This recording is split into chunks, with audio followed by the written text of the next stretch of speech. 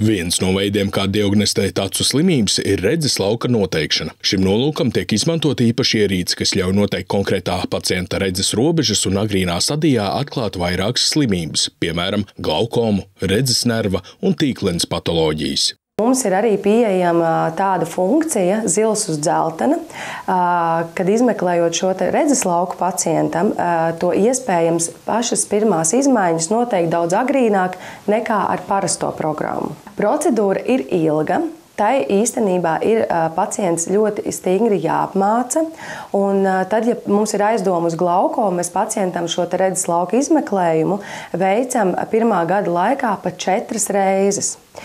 Pirmā reize pacients īstenībā tikai saprot, ko viņš dara, viņš mācās, tur var būt daudz kļūdas.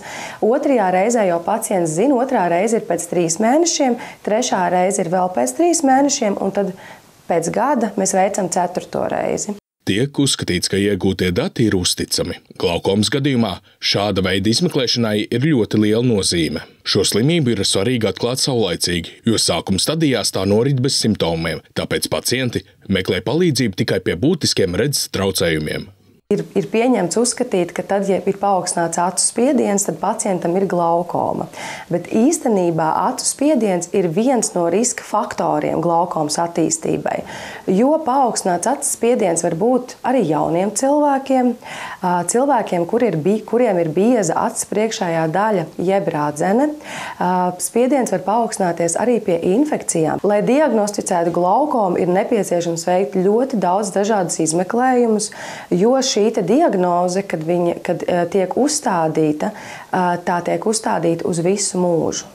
Un pacientam spiediens ir tā vienīgā lieta, ko mēs varam samazināt. Vai nu tas ir ar pilieniem, vai nu tas ir ar lāzeru procedūru, vai nu ar ķirurģiju, bet tas ir vienīgais riska faktors, ko mēs varam ietekmēt. Galvenais iemesls ir acu iekšējā šķidruma aizplūdes traucējumi, kas izraisa patoloģisku redzes nerva diska nospiedumu. Uz tā veidojas padziļinājumi, kas ir atrofiski izmaiņu pazīmes, draudot ar pilnīgi nervu impulsu pārvades funkcijas zudumu. Jo vairāk nervu šķiedru tiek bojāts, jo mazāk pacients redz. Laika gaitā, ja ārstēšana netiek veikta, redzes funkcija pilnībā izzūd. Pēc kataraktas glaukoma ir otra biežākā akluma izraisītāja. Regulāra ārsta apmeklēšana arī profilaktiskos nolūkos ļauj izvairīties no nopietnām sekām.